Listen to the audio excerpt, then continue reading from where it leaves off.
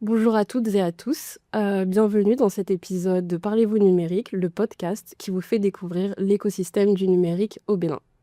Dans cet épisode, on va parler d'un sujet qui nous concerne tous, la digitalisation des services. En clair, comment on passe de procédures compliquées et longues à quelques clics depuis son téléphone ou son ordinateur.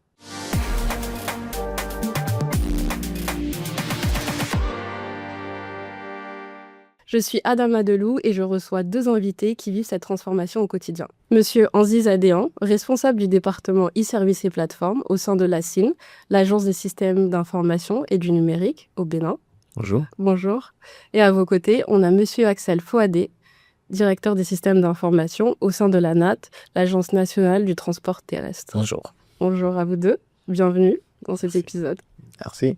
Avant de rentrer dans le vif du sujet, j'aimerais commencer par une touche un peu plus personnelle. Donc, quand je vous dis démarche administrative au Bénin, quelle est la première image, la première chose qui vous vient en tête? C'est une bonne question. Je crois que la première image qui me vient en tête en tant qu'ancien de la diaspora, c'est vraiment le service de délivrance de passeport. Parce que ce qu'on vient pendant les vacances, pendant 2 semaines, l'objectif ultime, c'est de repartir avec le Graal, le passeport, pour être tranquille les prochaines années.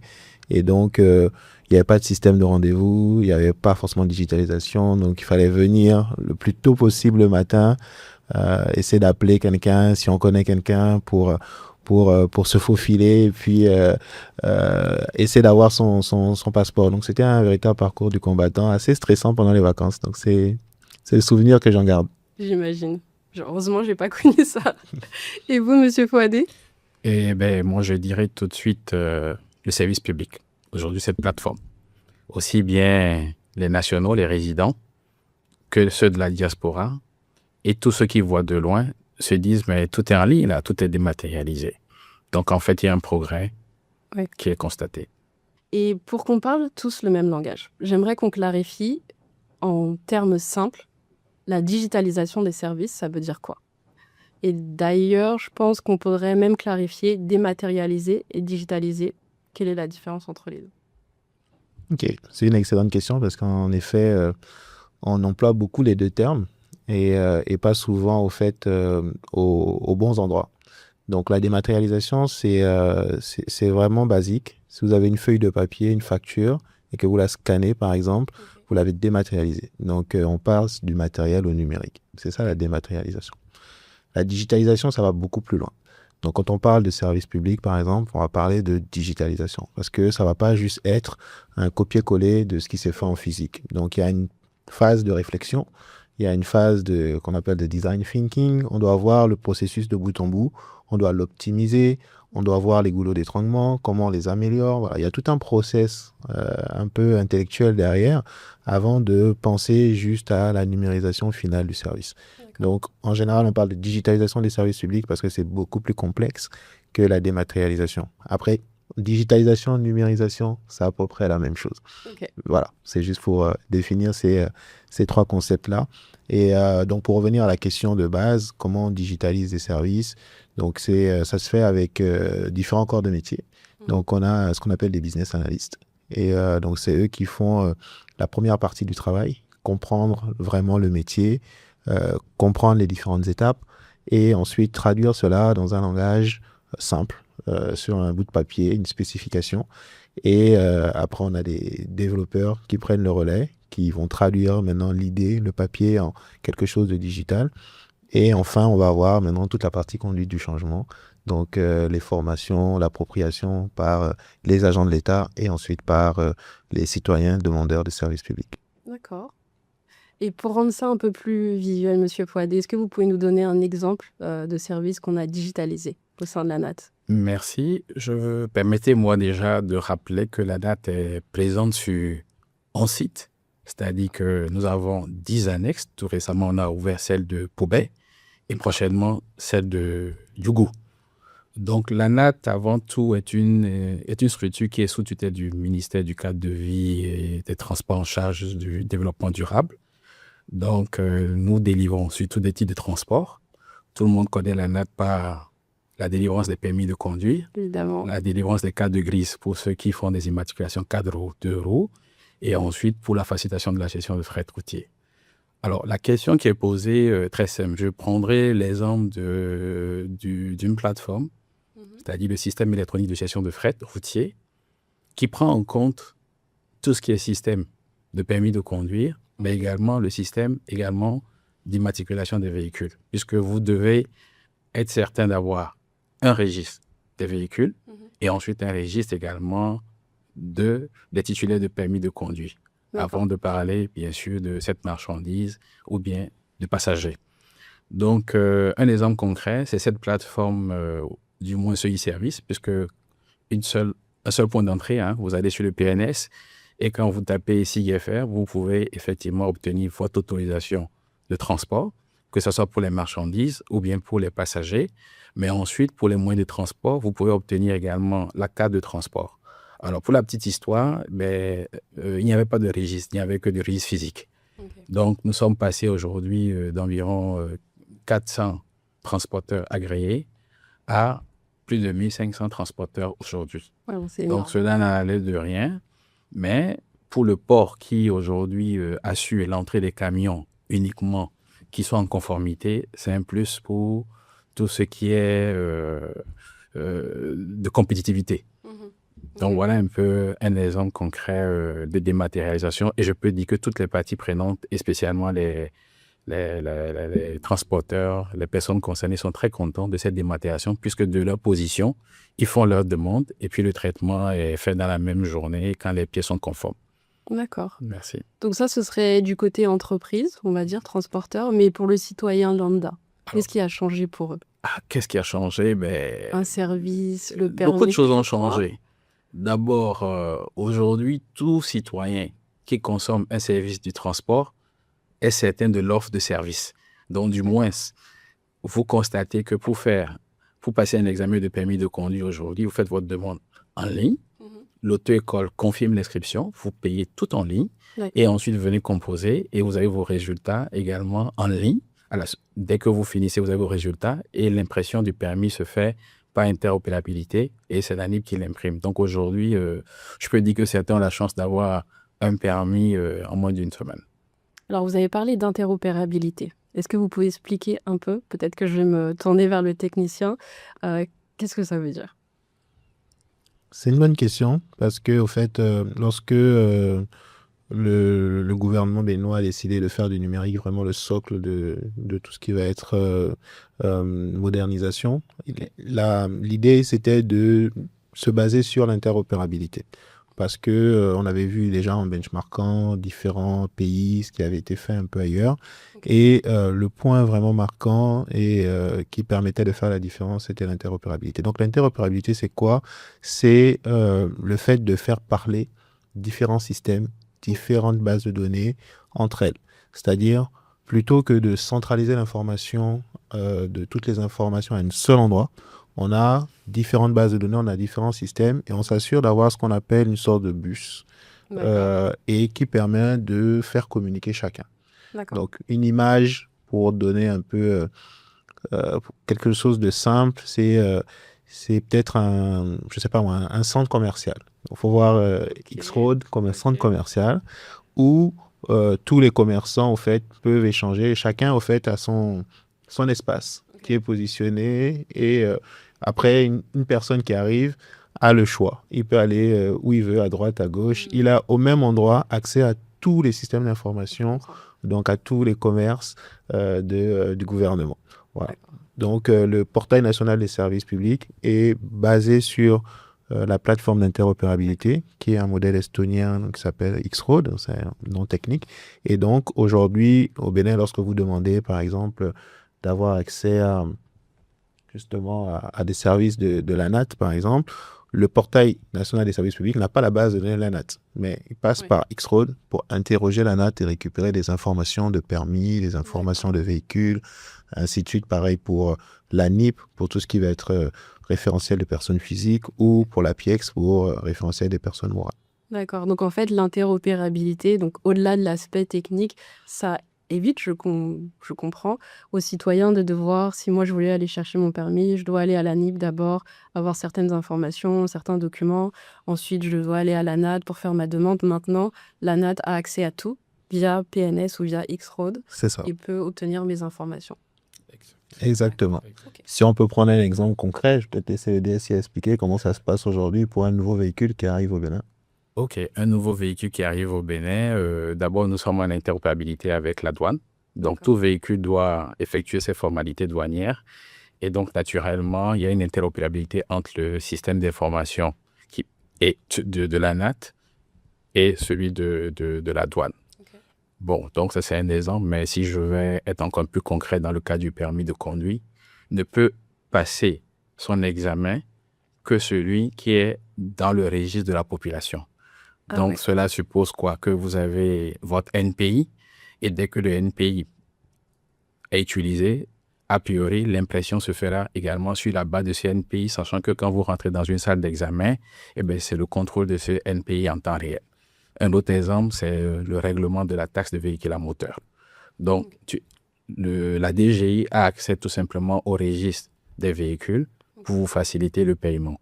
C'est valable également pour une visite technique au CNSR et c'est valable aussi, par exemple, pour l'accès au port des camions. Donc, il y a une interopérabilité, bien sûr, qui est facilitée par le bus d'interopérabilité, voilà, Qui est X-Road. X-Road. Ok. Merci beaucoup. Donc, je pense que là, on comprend mieux. On a déjà bien avancé. On est derrière les coulisses. Je pense que les auditeurs ont une idée assez claire de comment ça fonctionne. Maintenant, j'aimerais qu'on parle des priorités. Donc, on a plus de 1000 services, je pense, dans le Bénin, répartis dans une vingtaine de ministères. Comment on décide des priorités?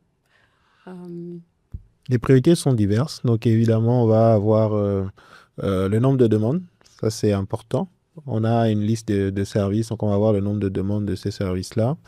On va avoir un facteur socio-économique, donc Ouais. combien ça coûte, qui sont les personnes qui en ont besoin.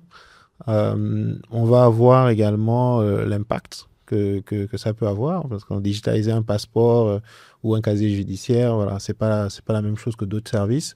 On va avoir la demande également des sectoriels, c'est-à-dire chaque sectoriel, chaque ministère sectoriel décide de ses priorités en interne et les envoie. Et on va aussi avoir un facteur réforme d'État. Si on prend l'exemple, par exemple, de la réforme sur les afro-descendants, on voit qu'il y a une loi qui est importante, qui a été sortie, et derrière, la meilleure façon de la faire appliquer, c'est de passer par le numérique, parce que comment les afro-descendants qui sont partout dans le monde peuvent avoir accès au Bénin, donc par le numérique. Et donc là, il y a une plateforme qui doit se mettre en place, et donc c'est une réforme d'État, et donc il faut l'appliquer.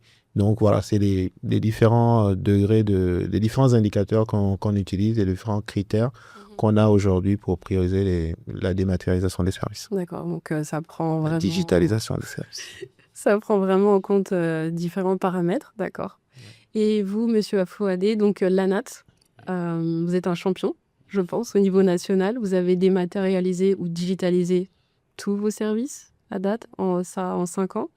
Est-ce que c'était l'ambition dès le départ ou est-ce que ça s'est décidé un peu étape par étape?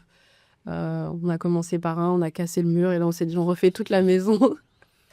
Non, je voudrais déjà dire sur ce plateau que la CNE a félicité. Oui, parce qu'en peu de temps, nous avons réussi à dématérialiser plus d'une vingtaine de e-services. D'accord. Donc, la feuille de route du gouvernement demandait simplement qu'on dématérialise tout dans le pays.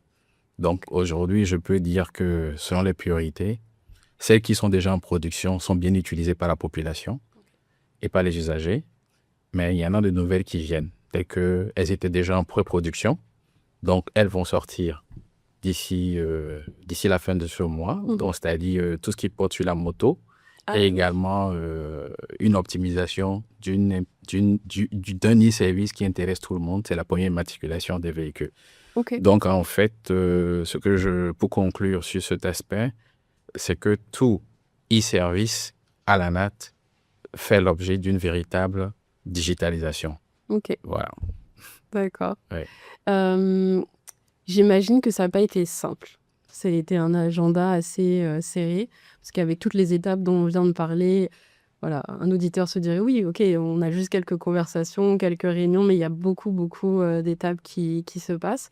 Qu'est-ce qui a été la plus grosse difficulté en fait au niveau de la NAT pour vous? Alors, la plus grande difficulté au niveau de la natte, je dirais, est à la fois technique et humaine. D'accord. Parce que la technique, il y a cet aspect des briques existantes que la CIN met à notre disposition. Il y a le plus qu'ajoute le métier. Ouais. Il y a le respect justement de la feuille de route du top management qui sait que le pied a été mis sur l'accélérateur, donc il faut tout délivrer en peu de temps. Mais quand on prend en considération la conduite de changement, je prends les motos.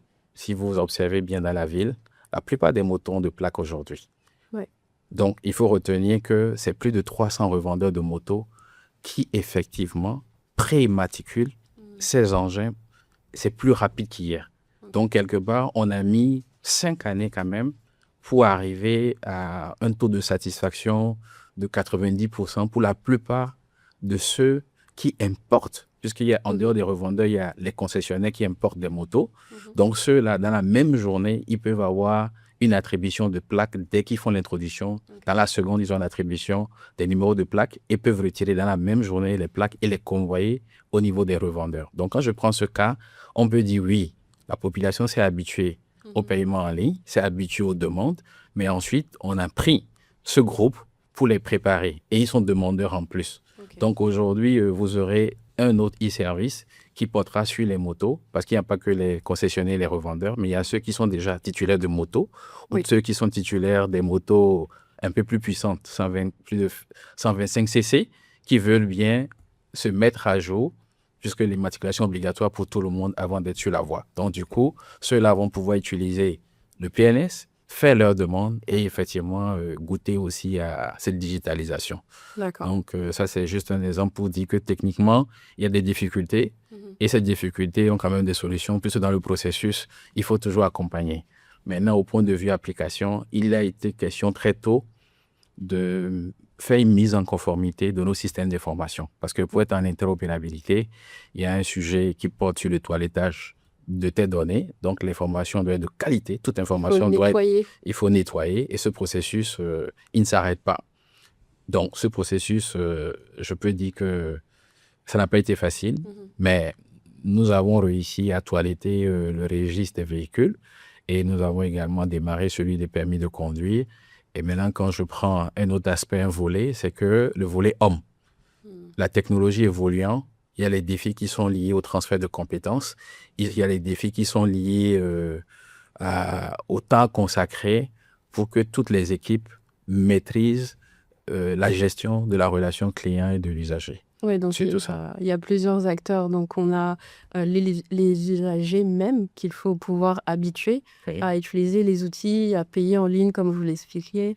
Il y a les acteurs internes aussi, à qui il va falloir faire des formations, je suppose, pour leur apprendre à utiliser les nouveaux outils. Donc, OK. Et alors, au niveau national, le plus gros frein, est-ce qu'on retrouve la même chose ? Je pense qu'il n'y aura pas de surprise. Hein. C'est la même chose qui se poursuit au niveau national. Donc, au sein de la CIN, on va mettre en place des socles communs, donc des briques. On a parlé du PNS, donc le Portail national des services publics. On a parlé de l'interopérabilité, donc de PNI, dans son nom de code, Portail national d'interopérabilité. On n'a pas parlé, mais c'est important, de socle de notification, comment on notifie les gens, par mail, par SMS. On n'a pas parlé de la génération d'actes, comment on s'assure qu'un acte aujourd'hui qui est généré en ligne est un acte valable. Donc pour faire tout ça, on a dû travailler sur de la réglementation avant. Donc on a des décrets qui régissent le portail, on a des lois, un cadre d'interopérabilité. Donc il y a toute une partie qui n'est pas forcément visible du grand public, qui a été nécessaire pour qu'on arrive où on en est aujourd'hui. Et au-delà du coup de tous ces socles communs, on a tendance à dire que la technique ne représente que 10% du succès vraiment de la digitalisation. Parce que en vrai, on peut avoir des outils les plus perfectionnés du monde. Aujourd'hui, avec l'IA, on peut faire des choses extraordinaires. C'est vrai. Mais si derrière, personne ne les utilise, ça ne sert à rien. Donc, on va avoir une grosse partie accompagnement. Donc, d'abord, des agents publics, c'est la première chose. On va s'assurer qu'ils ont ce qu'on appelle les prérequis, les readiness. Est-ce qu'aujourd'hui, ils sont formés à l'outil informatique? Est-ce qu'ils ont un ordinateur? Est-ce qu'ils ont une connexion Internet? Est-ce qu'ils maîtrisent le back-office du portail?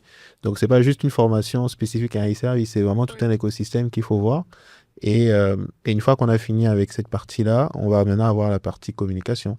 Donc, on a au sein de la CIN un département qui gère la communication au niveau, par exemple, de tout le département numérique.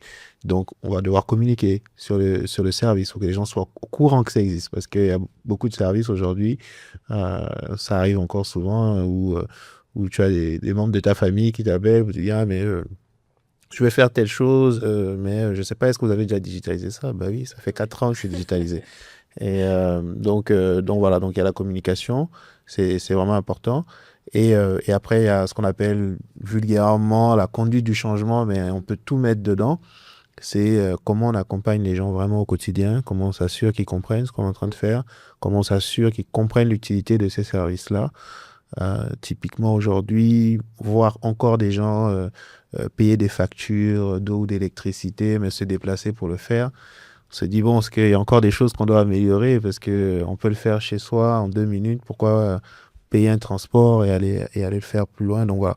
Donc la conduite du changement, je pense que ce serait ça le gros point. Et puis après, on pourrait aller encore un peu plus loin en parlant d'inclusion.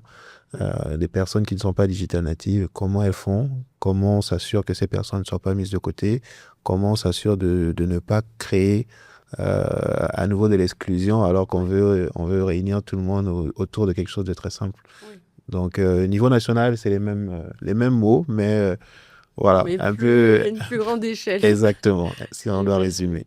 D'accord. Tout à l'heure, vous avez parlé de l'impact. Donc, je voulais savoir comment on mesure l'impact de la digitalisation d'un service. Comment on se rend compte que ça a été efficace, que ce soit au niveau de la CIN ou de la NAT? On va peut-être commencer par vous, Monsieur Adéan. Ok. L'impact, évidemment, c'est variable. Ouais. Un service très populaire, on va avoir des métriques spécifiques. Donc, on va regarder forcément le nombre de demandes. Ça, c'est basique.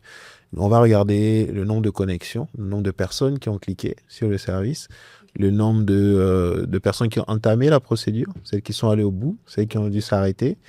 On va regarder la situation géographique des personnes. Est-ce que c'est que les personnes qui sont à Cotonou?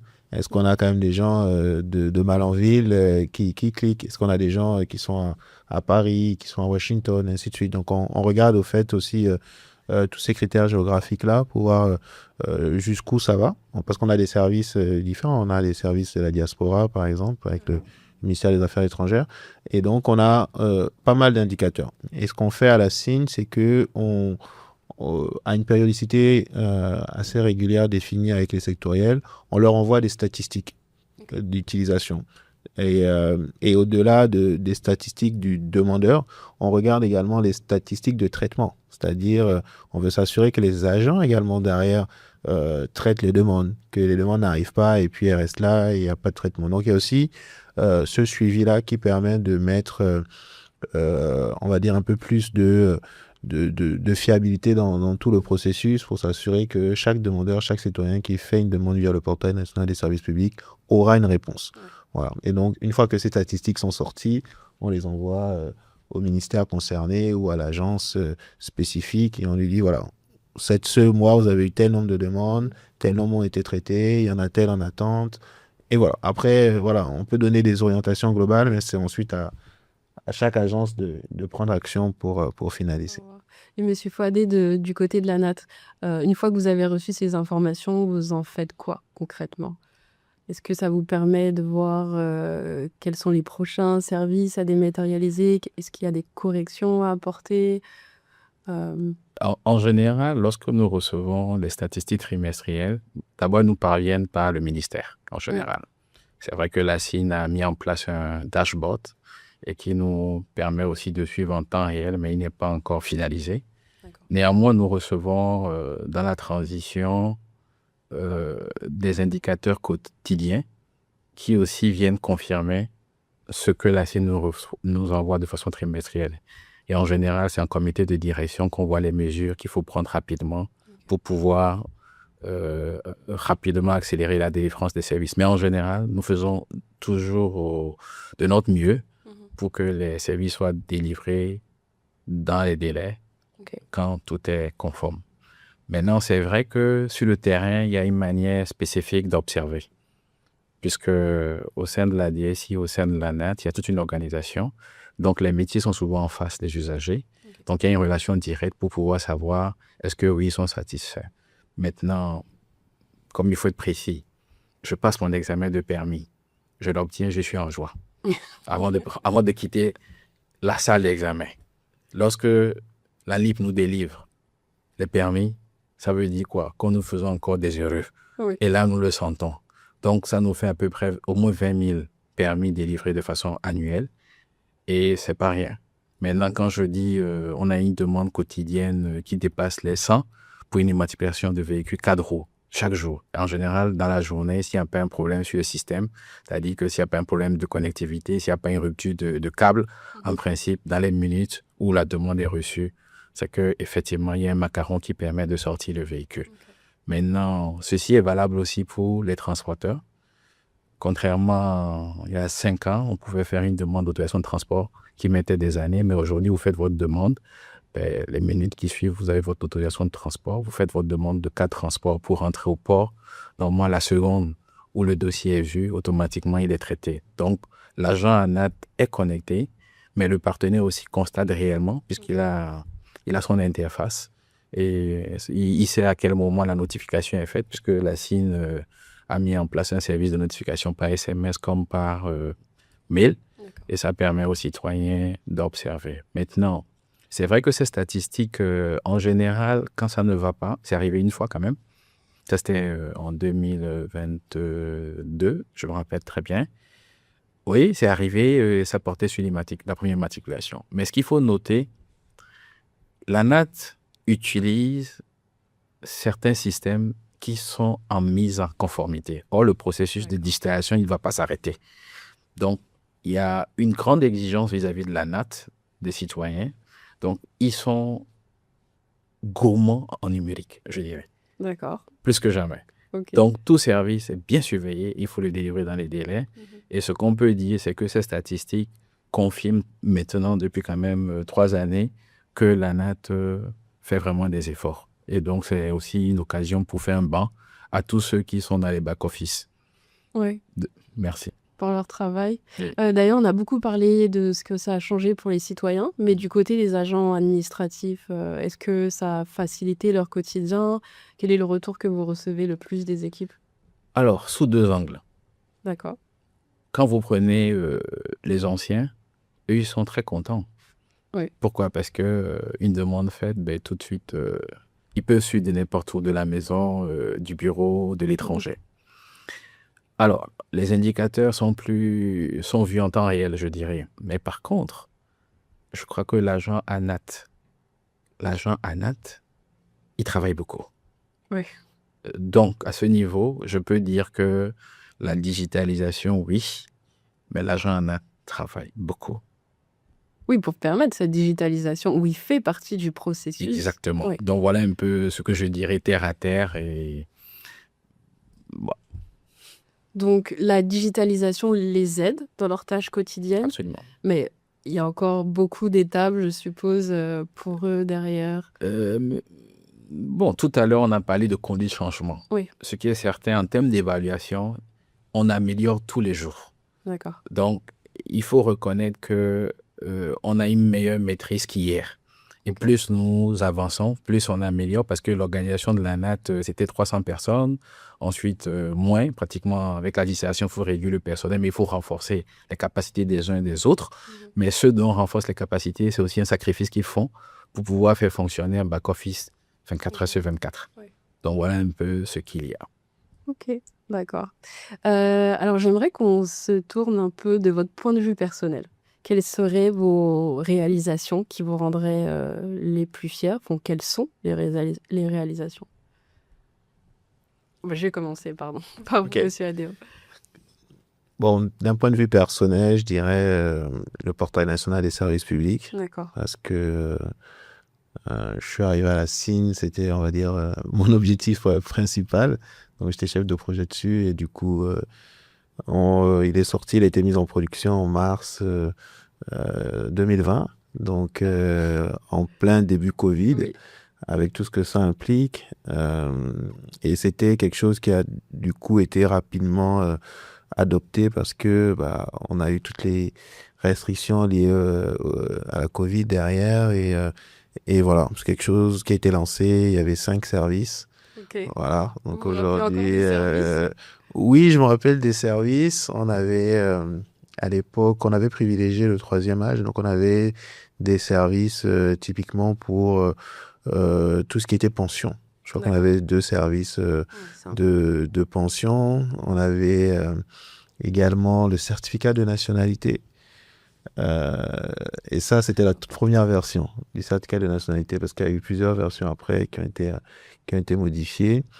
On a eu le RCCM, le registre de commerce et du crédit mobilier.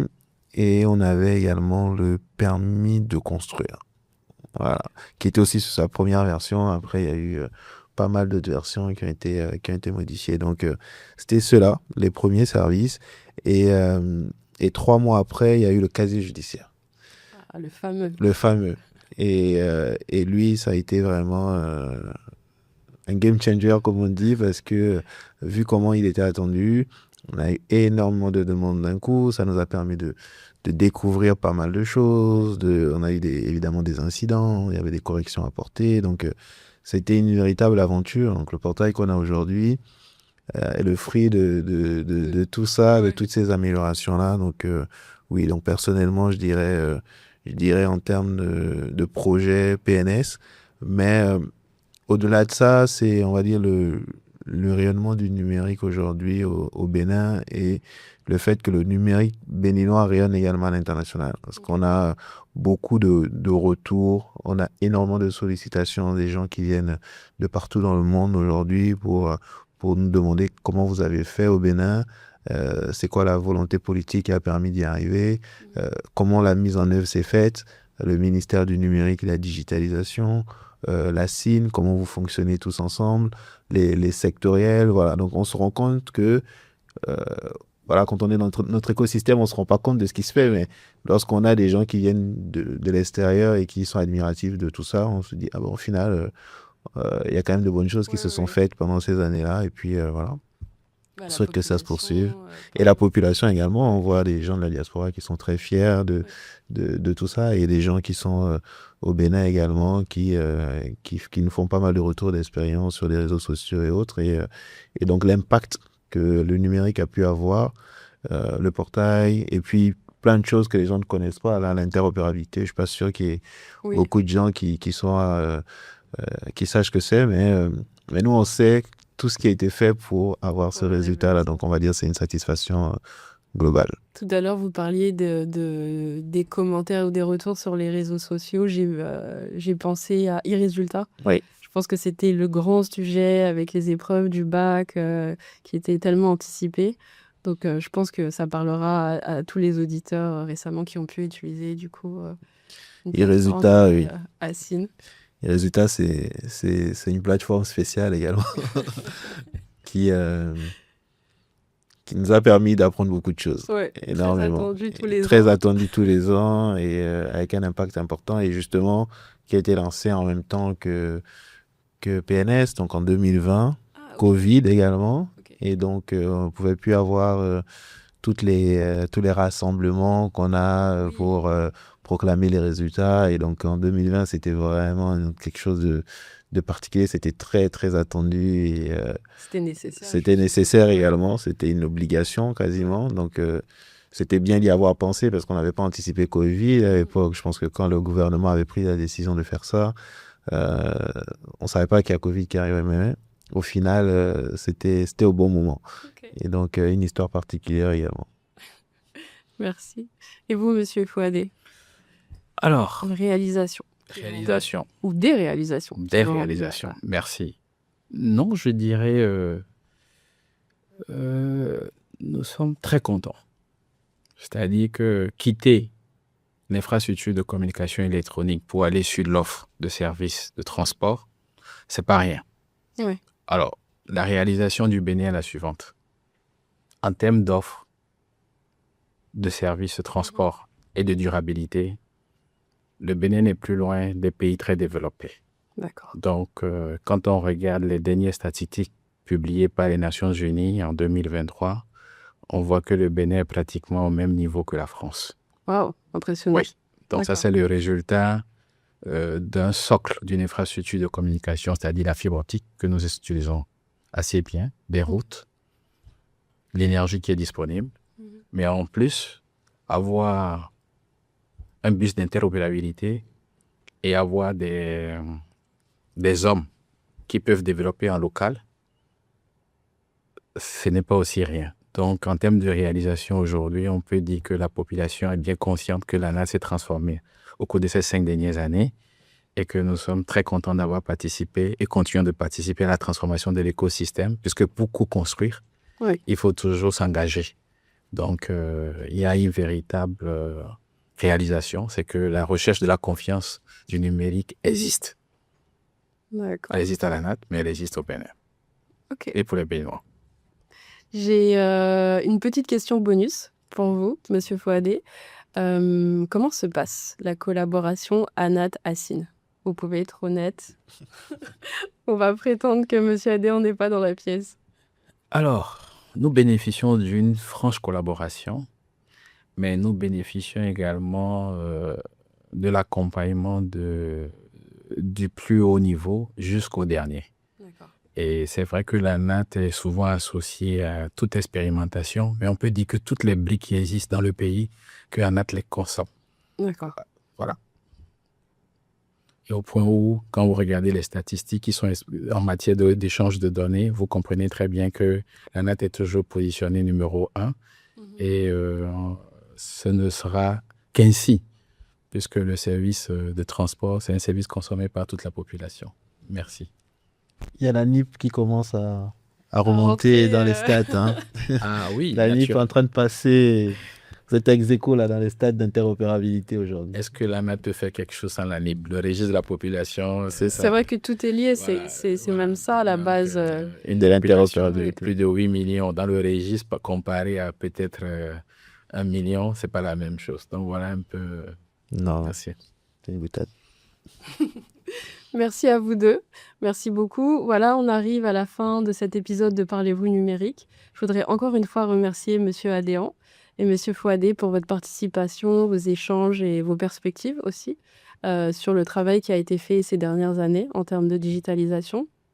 Je pense que là, c'est très clair pour les auditeurs que digitaliser ou dématérialiser, c'est pas juste mettre un papier en ligne. Il y a tout un processus derrière, beaucoup d'acteurs, que ce soit au niveau des citoyens ou au niveau des agents ou même au niveau de la CIN et puis même des DSI finalement, qui permet en fait d'arriver à ce résultat. Donc merci encore une fois pour votre participation. On se retrouve très vite pour un nouvel épisode de Parlez-vous numérique. À bientôt.